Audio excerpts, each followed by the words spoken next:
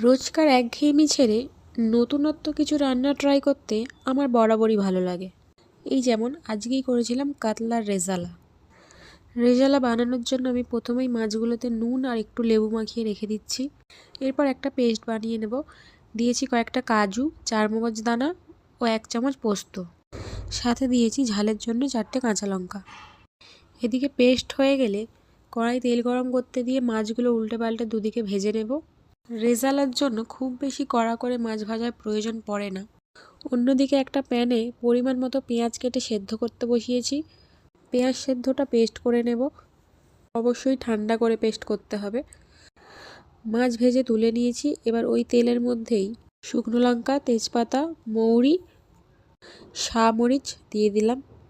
ওর মধ্যেই দিয়ে দেবো সেদ্ধ করে রাখা পেঁয়াজ পেস্ট। পেঁয়াজ ভাজা ভাজা হয়ে এলে দিয়ে দেবো 1 চা চামচ আদা রসুন বাটা। আদা রসুনের কাঁচা গন্ধ চলে গেলে তাতে দিয়ে দেবো কিছু গুঁড়ো মশলা, জিরে গুঁড়ো, ধনে গুঁড়ো ও স্বাদ মতো নুন। মশলা থেকে তেল ছেড়ে এলে দিয়ে দেবো কাজু পোস্তর পেস্ট। এরপর আরও একবার মশলাটা কষিয়ে নেব। এবার দেবো 2 চামচ মতো টক দই। টক দই দেওয়ার সময় গ্যাসের ফ্লেমটাকে অবশ্যই লো রাখতে হবে, নাহলেই দই কেটে ছানা হয়ে যাবে। এরপর আবারও ভালোভাবে কষিয়ে নিতে হবে। কষানো থেকে পুরোপুরি তেল ছেড়ে দিলে দিয়ে দেবো পরিমাণ মতো জল।